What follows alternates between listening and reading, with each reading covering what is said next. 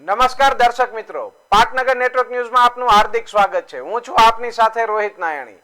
પાટનગર નેટવર્ક ન્યૂઝની ખાસ પેશકશ સ્વરાજના યોદ્ધામાં આપ સૌનું હાર્દિક સ્વાગત છે. સ્વરાજ યોદ્ધામાં શરૂઆત કરીએ. આપણી સાથે જોડાયેલા છે ભાજપમાંથી પારુલબેન પટેલ, રૂજાનબેન ખંભાતા, રાજકીય વિશ્લેષક, ભાઈ આપણા પરેશભાઈ ઓરા, રમેશભાઈ ઓરા. આપ સૌનું પાટનગર નેટવર્ક ન્યૂઝમાં હાર્દિક સ્વાગત છે. અને આજે દિનભર સ્વરાજના યોદ્ધા અને રૂજાનબેન, આપણે તો કાલે રાત્રે પણ આજ બધી ચર્ચા કરેલી છે અને જે સિનારીઓ તમે આપણે બંને ચર્ચા કરતા હતા એ મુજબ ભાજપના તરફી જ રિઝલ્ટ આવેલું છે. તો આપના જ સાથે આપણે શરૂઆત કરીએ આજની ડિબેટની કે આ તોતિંગ અને બહુમતીવાળા વિજયને આપ કઈ રીતે મૂલવો છો?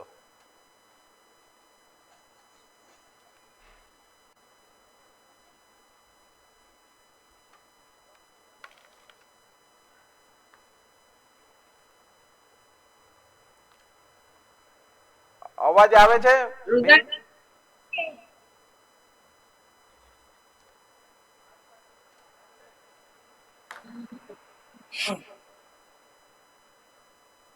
એનાલિસ્ટ, આઈ એમ અ સામાજિક કાર્યકર, સોશિયલ વર્કર. જી, જેમ આપણે કાલે ડિસ્કસ કર્યું તો obviously there is it was going to be repeat એટલા માટે કારણ કે આપણે એવી કોઈ આંધી તુફાન નહોતું જોયું કે ચેન્જ આવે, અને એના માટે આખું એક અલગ શું કે માળખું હોવું જોઈએ, તૈયારી હોવી જોઈએ, જે લાસ્ટ મિનિટમાં બી ના થાય, પહેલાથી કરવી પડે, જે ઓપોઝિશન કરી શકતું નથી વેરિયસ રીઝન્સના લીધે. અત્યારે રીઝન્સમાં હું નહીં જાઉં, પણ અત્યારે ઓબ્વિયસલી કોંગ્રેચ્યુલેશન્સ ટુ બીજેપી અને એમની આખી ટીમને, જે લોકોએ મહેનત કરી છે એમાં કોઈ ડાઉટ નથી. કઈ બી રીતે મહેનત હોય છે. ફિલ્ડમાં કામ કરવાથી, સ્ટ્રેટેજીઓ કરવાથી, બાય બોરો સ્ટીલ કરવાથી મહેનત તો હર ડિરેક્શનમાં કરવી જ પડે છે. સાચી કે ખોટી ડિરેક્શન અત્યારે આપણે એમાં ના પડીએ, પણ એમાં એ વાત સત્ય છે કે જો જીતા વહી સિકંદર. એટલે હવે આપણે એવું માનીને ચાલીએ કે લોકો જે મારા અંબેસે કેવું છે, વી ગેટ વોટ વી ડિઝર્વ.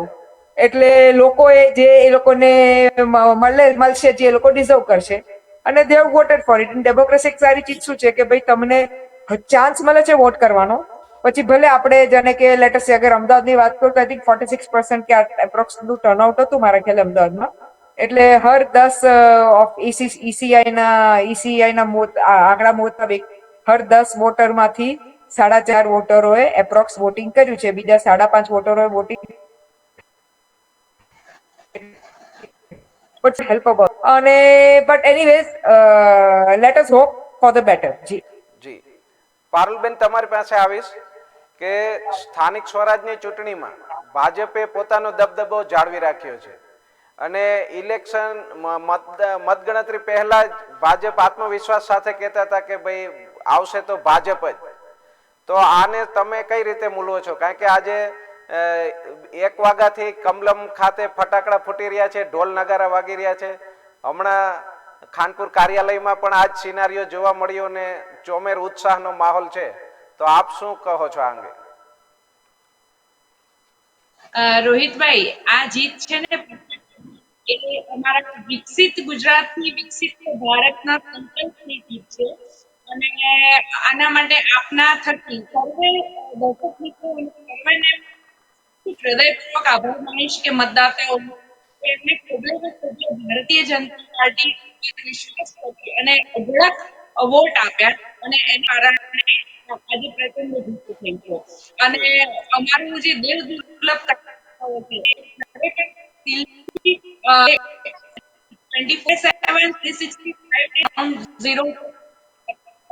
અને એટલા જ લેવલથી કામ જી, રહીને કામ કરતી એમની જે દેવ દુર્લભ કાર્યકર્તાઓની એના જ કારણે આ જીત આટલી બેસ્ટ લેવલની જીત કહી શકાય. એટલે ખૂબ ખૂબ ધન્યવાદ સૌનો. અને સાથે અમારા માન્ય મોદી સાહેબનું જે વિઝન છે, લોંગ વિઝન ગણી શકાય, કે અમારી પાસે નેતા પણ છે, નેતૃત્વ પણ છે અને નિયત પણ છે ને નીતિ પણ સાફ છે. એટલા જ માટે આ પ્રચંડ જીત થઈ રહી છે, કારણ કે પબ્લિક ને અમારા ઉપર ભરોસો. મોદી સાહેબના જેટલા વચનો આપ્યા છે એ દરેકે દરેક વચનો પૂરા કર્યા છે અને એના જ કારણે લોકોએ વિશ્વાસ સંપાદન કર્યો છે અને એની જ આ જીત છે. જી રોહિતભાઈ. રમેશભાઈ આપની પાસે આવીશ. ભાજપે જી પોતાની પકડ મજબૂત જમાવી રાખી છે, પરંતુ કોંગ્રેસ ક્યાં કાચી પડી? મોટા ભાગની મનપામાં વિપક્ષના સુપડા સાફ ભાજપે કર્યા છે, તો આ અંગે આપનું શું કહેવું છે? રોહિતભાઈ, બેને જે પ્રકારે કહ્યું કે જો જીતા હોય સિકંદર, જી એટલે હવે તો ઇલેક્શન પતી ગયું, રિઝલ્ટ પણ આ ગયું અને જનતાનો જે જનાદેશ છે એ બધાએ સ્વીકારવાનો, હું પણ સ્વીકારું છું અને પાર્ટી પણ સ્વીકારે છે.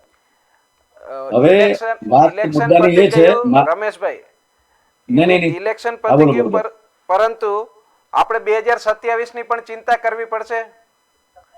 હું એટલે હું એના એ વાત રોડ પર મેપ જાઉં માટે છું પણ આત્મમંથન હું એ કોંગ્રેસે વાત પર કરવું જાઉં પડશે. છું હું એ વાત પર જ આવું છું કે જનતાનો જે જનાદેશ હતો એનું રિઝલ્ટ આવી ગયું અને એમાં હું પણ સ્વીકારું છું, મારી પાર્ટી પણ સ્વીકારે છે અને જી બધાએ સ્વીકાર્યું. આ લોકશાહીનો પર્વ છે અને લોકશાહીના પર્વમાં પ્રજા સર્વોપરી. જી પ્રજા, હું ગમે એટલું કહું, તમે એટલું કહો, તમે ગમે એટલું કહો, પરંતુ એને જે યોગ્ય લાગે છે એનો મત ક્યાં જાય છે કોઈને ખબર નથી હોતું. એન્ડ ટાઈમે જયારે રિઝલ્ટ આવે ત્યારે જ આપણને સત્યતા ખબર પડે છે કે આપણે કઈ જગ્યાએ છે. જી તો ભારતીય રાષ્ટ્રીય કોંગ્રેસ પાર્ટી દ્વારા જે પ્રકારે ગુજરાત કોંગ્રેસ પ્રમુખ એવા અમિત ચાવડાજીએ સ્થાનિક સ્વરાજ્યની ચૂંટણીના 6 મહિના પહેલા જન આક્રોશ યાત્રા ના માધ્યમથી 5,000 કિલોમીટર તાલુકા જિલ્લા લેવલે પ્રજાનો મિજાજ જાણવા માટે જનયાત્રા કાઢી અને જનયાત્રાની અંદર જે પ્રકારે સરકાર વિરુદ્ધ એટલે કે ભારતીય જનતા પાર્ટી સામેનો જે આક્રોશ હતો જી એના માટે જન આક્રોશ યાત્રા કાઢી અને એના માધ્યમથી નાના નાના ગામડાઓ, તાલુકા, જિલ્લાઓની અંદર એ વિરોધ હતો, એ વિરોધનો સૂર છે અમારી સુધી પહોંચ્યો. જી અમે એક વિરોધ પક્ષ તરીકે જેટલું અમારાથી થાય એટલું બેસ્ટ કરવા માટેના પૂરા પ્રયત્ન કર્યા. લોકશાહીની અંદર કોઈ પણ પાર્ટી હોય એ પ્રજાનો મૂળ જાણવા, પ્રજાની શું તકલીફ જાણવા એ એનું પહેલું પ્રાધાન્ય હોય. જી હવે જ્યારે 1709 બેઠક ઉપર ભારતીય રાષ્ટ્રીય કોંગ્રેસને આ સ્થાનિક સ્વરાજ્યની ચૂંટણીમાં જીત મળી છે અને જે જગ્યાએ હાર્યા છે ત્યાં અમે બહુ ઓછા માર્જિનથી હાર્યા છે. ગત સ્થાનિક સ્વરાજ્યની ચૂંટણી કરતા આ વખતની ચૂંટણીમાં વોટ રેશિયો વધ્યો છે. તો જે જગ્યાએ કચાશ રહી ગઈ છે એ કચાશ પૂરી કરવા માટે કઈ કઈ સમસ્યાઓ અમને નડી છે, પ્રજાનું મૂળ અમે સાંભળવામાં ક્યાં કચાશ રહી ગઈ, આ તમામ માટે ચિંતન કરીશું અને 2027 ની અંદર વિધાનસભાની ચૂંટણી આવે એની શરૂઆત અત્યારથી જ કરવાની છે. અને હું અમદાવાદથી બિલોંગ કરું છું એટલે અમદાવાદના શહેર પ્રમુખ એવા સોનલબેન પટેલે જ્યારે સ્થાનિક સ્વરાજ્યની ચૂંટણી સ્ટાર્ટ નથી થઈ ત્યારથી મંડળ અને સેક્ટર એવા બે ભાગની અંદર નામ આપી અને એક બેઝિક લેવલે કાર્યકર્તાઓને જવાબદારી સોંપી હતી અને એના માધ્યમથી આજે અમદાવાદ મ્યુનિસિપલ કોર્પોરેશનની અંદર પણ પહેલા 2021ની ચૂંટણીમાં જે કોંગ્રેસને સીટો મળી હતી એના કરતા 7-8 સીટો વધી છે, તો કોઈ જગ્યાએ ઘટી છે. ઓલ ઓવર કોંગ્રેસ પાર્ટીનો વોટ રેશિયો વધ્યો છે અને ભારતીય જનતા પાર્ટીને જે જીત મળી છે, પ્રજાએ એમને જીત આપી છે, જીત માટે પણ હું બેનને અભિનંદન પાઠવું છું અને પ્રજા એટલે કે જનતાનો જનાદેશ છે એને હું સ્વીકારું. જી રુજાનબેન આપની પાસે આવીશ. આમ આદમી પાર્ટીના ભવિષ્ય ઉપર પ્રશ્નાચિહ્ન છે, તો એ કોઈ પણ નગરપાલિકામાં જે એ લોકો પોતાના સુરતમાં પોતાની કોર્પોરેશન બોડી બનશે ને મેયર મનોજ સોરઠિયા આવશે એવી બધી વાયકા ચાલતી હતી અને નો ડાઉટ પબ્લિક પણ એમને ત્યાં પ્રચંડ સભામાં હતી. ગોપાલ ઇટાલિયા હોય કે દિલ્હીના આવેલા આપના નેતા હોય, તો જનમેદની સુરતમાં બહુ ચાલતી હતી. જનમેદની જોઈને એવું લાગતું હતું કે આની અસર સૌરાષ્ટ્ર પર પણ પડશે, પરંતુ થયું ઉલટું. સૌરાષ્ટ્રમાં આમ આદમી ક્યાંય ને ક્યાંય ગ્રામ્ય સ્તરે સફળતા મેળવી છે, પણ અહીંયા 2021માં 27 સીટ મેળવેલી, એની સામે માત્ર 5 સીટમાં સમેટાઈ ગયું છે. અને CR પાટીલે જે ભવિષ્યવાણી કરેલી કે આમ આદમીને 0 કરશું પણ છતાં 5 સીટ તો આવી છે, પણ આમ આદમી પાર્ટીના ભવિષ્ય વિશે શું કહો છો? ગુજરાતમાં આપણે જનરલી ભાજપ કોંગ્રેસ બે પક્ષનું વર્ચસ્વ ચાલે છે. ત્રીજો પક્ષ અત્યાર સુધી મોટા ભાગે સફળ થયો નથી. એનું કોઈને કોઈ પ્રકારે ગમે ત્યારે કોઈ મોટા પક્ષમાં વિલય થતું તમે મેં બંને જોયું છે. આ અંગે આપ શું કહો છો? આપ માટે To be very honest, I'm not a spokesperson for AAP, એટલે I would not really be able to comment on that. હું જનરલ વાત કરી શકું છું કે યસ, એ લોકોની જે બી જોર કર્યું હતું એ જોર કરવાની કોશિશ કરી હતી.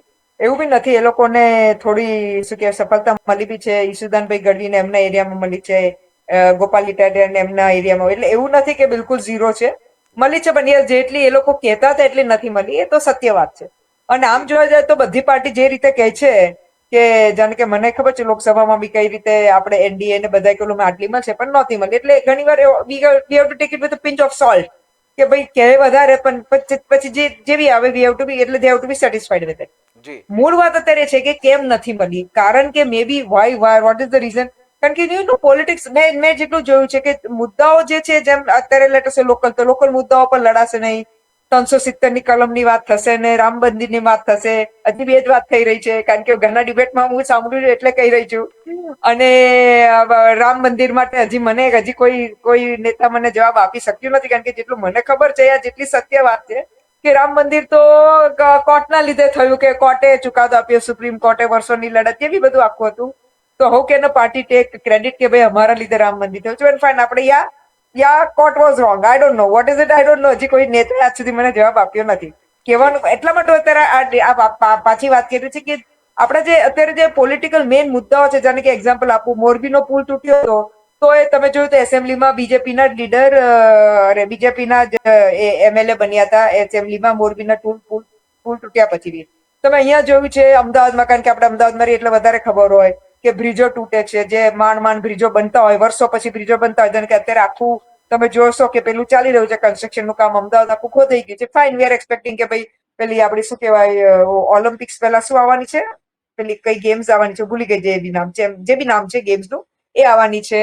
એટલે ભાઈ અત્યારે આપણે ઇન્ફ્રાસ્ટ્રક્ચર કરીએ, વેરી ગુડ, કરો સર, હું તો બહુ આઈ એમ ટોટલી ફોર ઇટ. અમે 5 વર્ષ બેઠશું, એમાં કોઈ વાંધો નથી, પણ હજી તો બનશે નહીં કે થોડા ટાઈમમાં ગાબડા પડે, તૂટી જાય, ડેમોલિશ કરવો પડે. સાહેબ, પ્રોબ્લેમ અમને ત્યાં આવે છે કે આટલા બધા કરોડોના બધાના મહેનતના પૈસા, લોકોની મહેનતના પૈસા, અને એનું સ્વાહા થઈ જાય છે from the corruption point of view. પણ અનફોર્ચ્યુનેટલી લોકોને અત્યારે લોકો એટલે જે આપણા લોકો એટલે તમે ને હું બધા લોકો આપણા માટે કદાચ ઇમ્પોર્ટન્ટ નથી એવું લાગી રહ્યું છે મને. મારા માટે તો ઇમ્પોર્ટન્ટ છે પણ લોકો માટે નથી. You know when you live in a democracy, જે બધા કરે આપણે કરવું પડે. ભલે આપણે થોડું અલગ વાત કરીએ પણ અલ્ટિમેટલી તો we have to follow the what ever comes from the voting.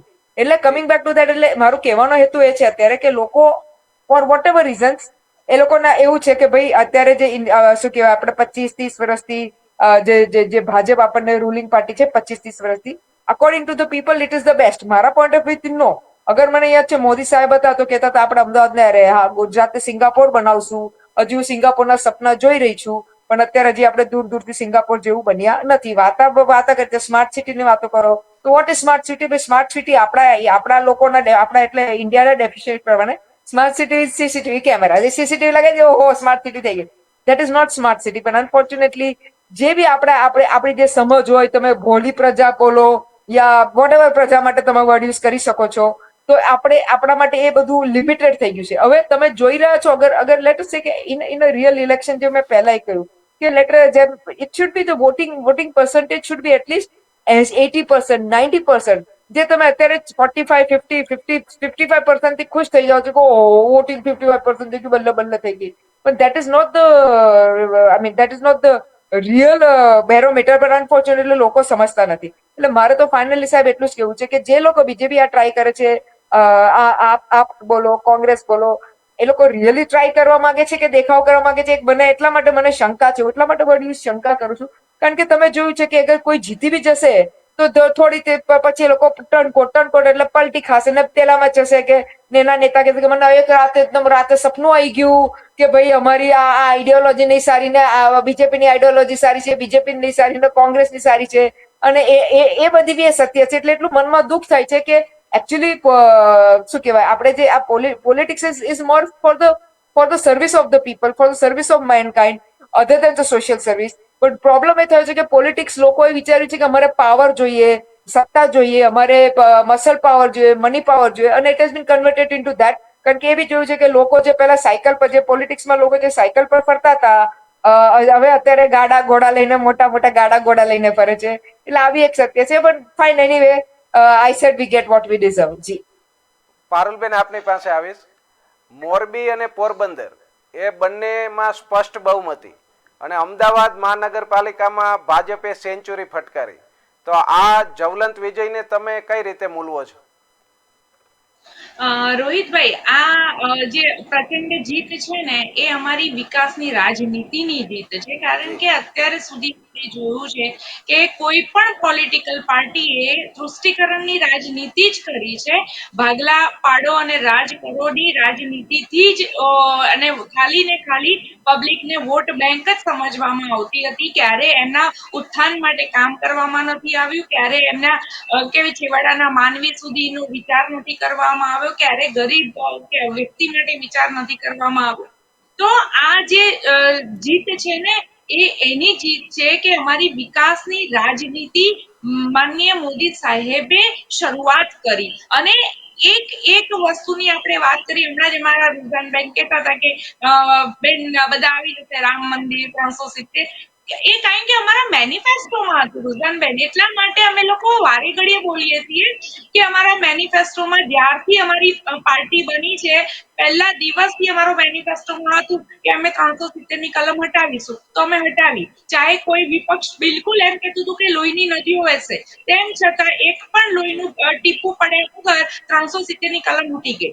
Ram મંદિર 500 વર્ષથી રામલલ્લા તંબુમાં બિરાજતા હતા. આગળ 75 વર્ષ કોંગ્રેસનું શાસન હતું, એ પણ કરી શકતું હતું. કેમ નહીં કર્યું, એ એમનો પ્રોબ્લેમ છે. એટલે અમારી જે અમે યુસીસી લાગુ કરીશું, તો આપણું હજી ગુજરાત સેકન્ડ નંબરનું સ્ટેટ થયું ગયું કે આપણે યુસીસી લાગુ કર્યું. એટલે ઓવરઓલ ઇવન આપણી મહિલાઓ માટે એટલું વિચારે છે કે લઘુમતી આપણે મુસ્લિમ બહેનો માટે પણ વિચાર કર્યો છે. એટલે કોઈ ધર્મ અને એક ટાઈપનું નથી. ટ્રિપલ તલાક હટાવવાનું જે કામ કર્યું, ઓવરઓલ બધા જ લોકોનો સાથે મળી અને કેવી રીતે લોકોનો પણ વિકાસ થાય અને છેવાડાના માનવી સુધી એ વિકાસ પહોંચે, એની જો રાજનીતિ કરી હોય એ મોદી સાહેબે કરી છે. અને એના જ લીધે આ પ્રચંડ જીત થઈ છે. અને અમારો એ પણ ટાર્ગેટ છે કે 2047માં કે ભાઈ ભારત દેશ હોય એ વિકસિત દેશ તરીકે ઉભરીને બહાર આવે. જી અને આપણે જોઈએ ને કે ભાઈ મોદી સાહેબ જયારે પીએમ તરીકે શપથ લીધા, ત્યારે આપણી ઇકોનોમી 12મા નંબર ઉપર હતી. આજે આપણે 4થા નંબર ઉપરના વર્લ્ડ ફાસ્ટેસ્ટ ગ્રોઈંગ ઇકોનોમીમાં આપણે આવી રહ્યા છીએ. કેવી રીતે?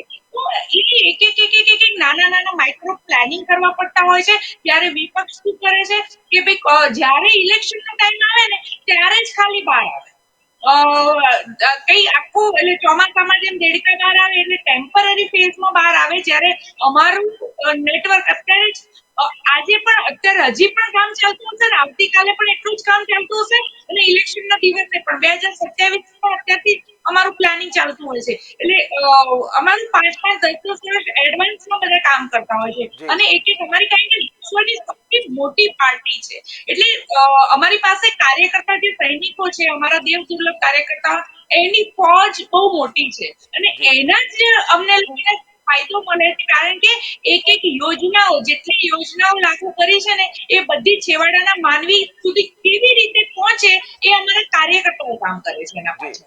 અને દરેકને જો લાભ ના મળ્યો હોત ને રોહિતભાઈ, તો જી આજે વોટ બધા કોમલના બટનને ના દબાવતા હોત. જી જ્યારે અંદર જાય છે ને, પબ્લિક 50% જ વોટિંગ થયું. માની એવરેજ આપણે 50-50, કોઈ જગ્યાએ 60% નગરપાલિકાને, જિલ્લા પંચાયત, તાલુકા પંચાયતનું 60 થયું, પેલામાં 46% જેવું થયું. એટલે એવરેજ આપણે 50-55% પણ પકડીએ તો 50% લોકો જ ઘરની બહાર આવ્યા છે.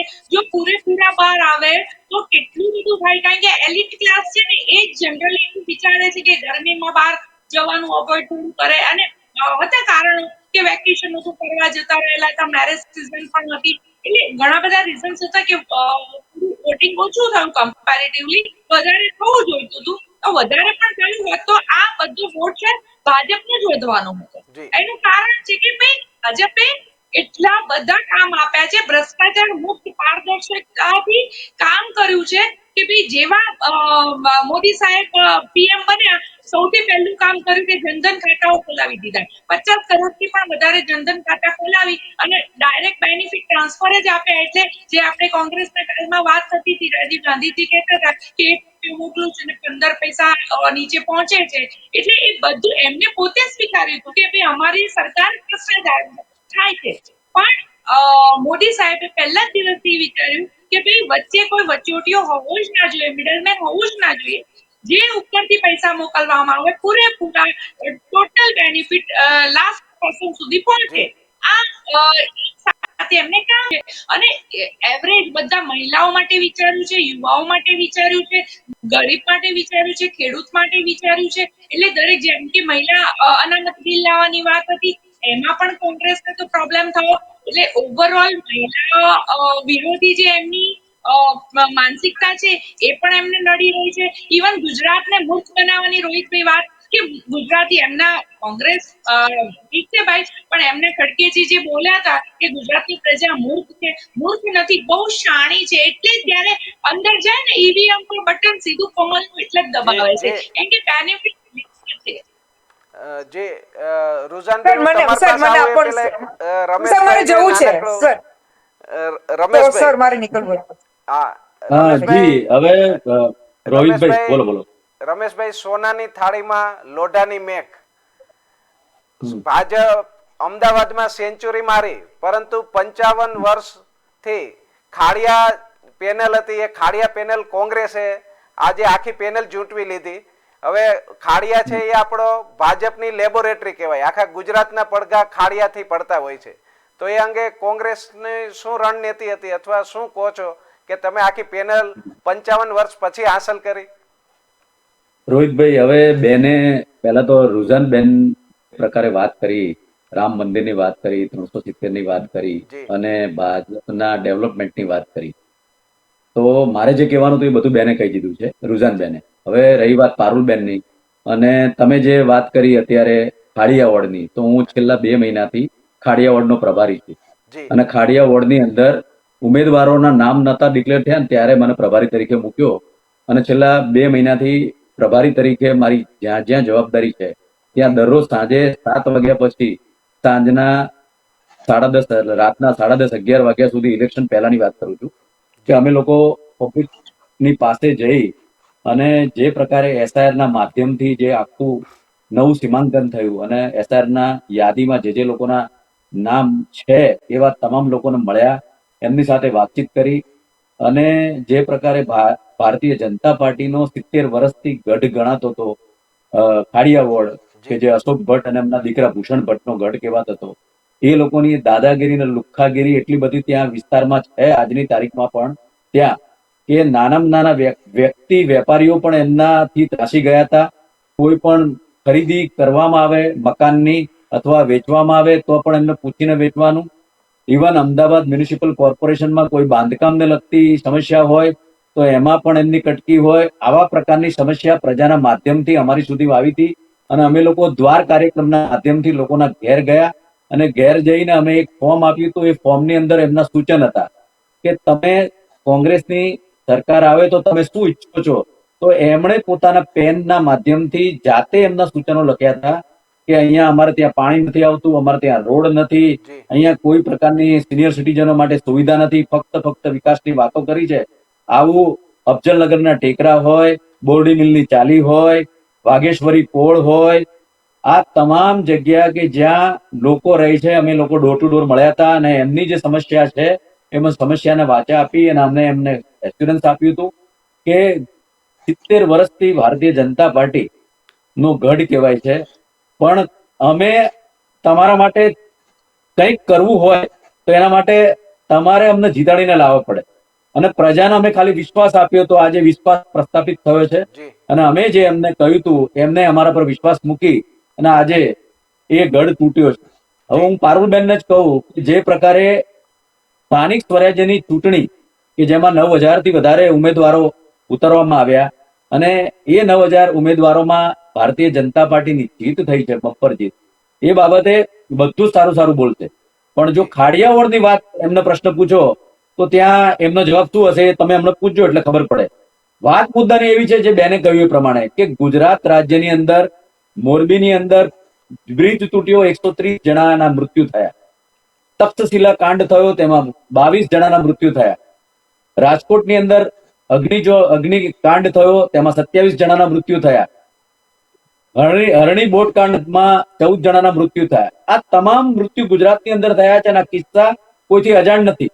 તો જે કઈ લોકો મૃતક પામ્યા છે એમના માતા પિતા, એમના વડીલો, એમના ઘરના પરિવારના લોકોને આ સરકાર તરફથી હજુ સુધી કોઈ ન્યાય નથી મળ્યો.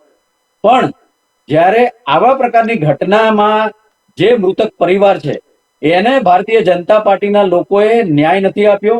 અને તમે, હું ને આપણે બધાએ જોયું કે સ્થાનિક સ્વરાજ્યની ચૂંટણી ડિક્લેર થઈ ગઈ ત્યારે અમદાવાદની અંદર બાપુનગર હોય, ઈશનપુર હોય, મણિનગર હોય, ખાડિયા હોય, લાંભા હોય, આ તમામ વિસ્તારોની અંદર ભારતીય જનતા પાર્ટીના ઉમેદવારોએ ઘૂસવું નહીં તેવા બોર્ડ લગાવવામાં આવ્યા હતા.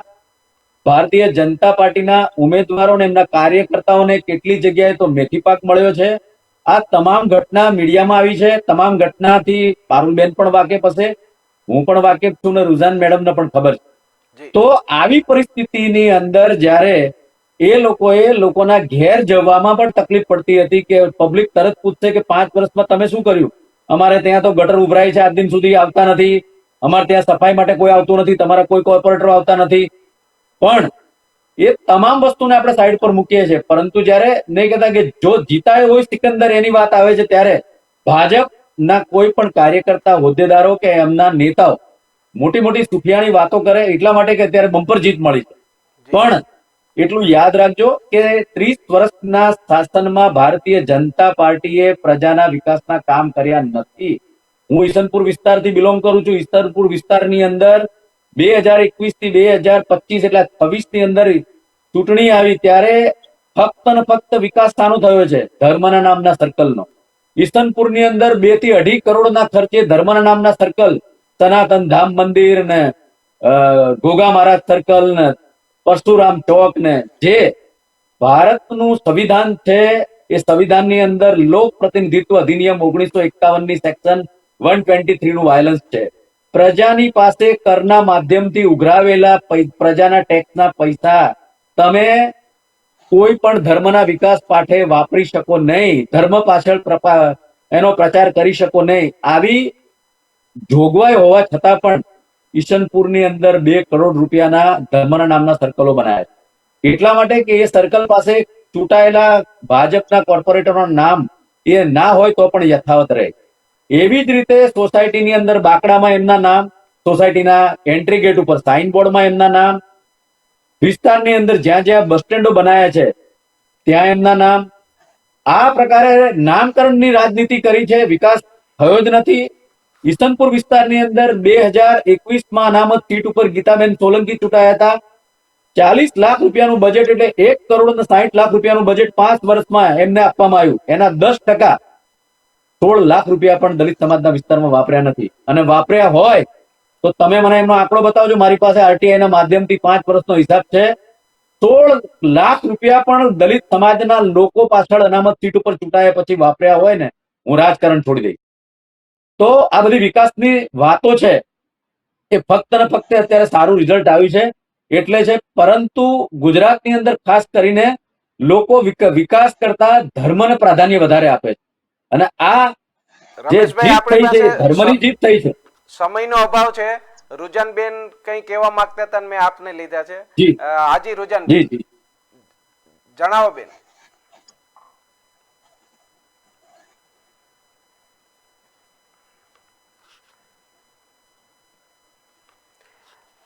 કોમ્યુનિકેશન ગેપ લાગે છે.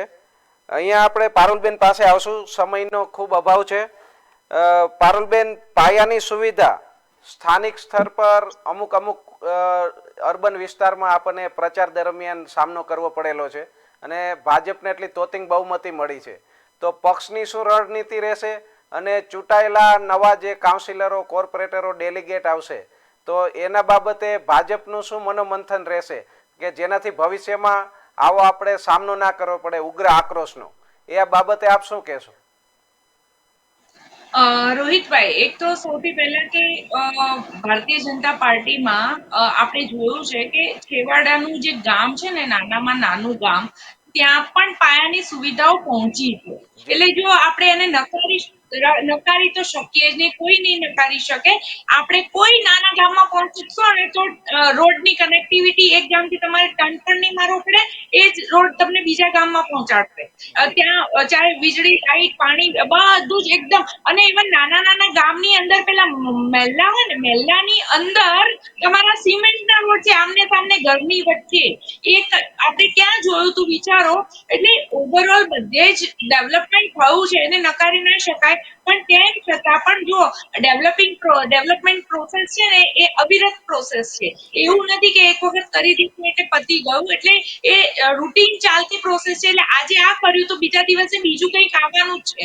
અને અમે કરતા જ રહ્યા છે ને, હજી પણ કરતા જ રહીશું. એટલે કદાચ 100% કઈ પણ વસ્તુ છે, ઘરમાં પણ 5 જણા હોય ને તો જમવાનું બનાવો ને તો 5 જણને ભાવતું જ હોય એવું ના થાય. કદાચ એક જણને વસ્તુ ના પણ ભાવતી હોય. એટલે થઈ શકે કે અમે 100% કામ કર્યું હોય તો એમાં 10% લોકોને કદાચ અમારાથી ક્યાંય અમે પૂરું ના આપી શક્યા હોઈએ, અમારાથી જે એમની અપેક્ષાઓ હોય એ પ્રમાણે. પણ તો અમે લોકો હંમેશા આજ ને તો કાલ એમની અપેક્ષાને અમે પૂરી કરવા માટે જ બેઠા છે. અમારી પાર્ટી એના માટે જ કામ કરે છે અને કરવાની છે. એટલા જ માટે પ્રજાને વિશ્વાસ પણ છે રોહિતભાઈ, અને એટલા જ માટે પ્રજા અમને જીતાડે છે. જી, ધન્યવાદ આપ સૌનો સ્વરાજ યોદ્ધામાં સામેલ થવા બદલ. અને જે પ્રતિ આક્ષેપો થાય, પરંતુ હાલ આપણે ભાજપના કેસરીએ રંગાઈ જવા સિવાય કોઈ વિકલ્પ નથી. અને એના માટે બંને પક્ષોએ હજુ પણ મનોમંથન કરવું પડશે. અને ભાજપની ઉત્તરોત્તર ગુજરાતમાં વિજયકૂચ ચાલતી રહી છે, એમાં આજે એક નવો અધ્યાય વિજયકૂચનો લખાયો છે. આપ સૌનો ખૂબ ખૂબ આભાર અત્રે ઉપસ્થિત રહેવા બદલ. પારુલબેન, રમેશભાઈ, રૂજાનબેન, સૌનો ખૂબ ખૂબ આભાર. નમસ્કાર. અમારો સંકલ્પ લહેરાશે પાટનગર નેટવર્ક ન્યૂઝનો પરછમ ઉત્તમ બનવાની નેમ સાથે.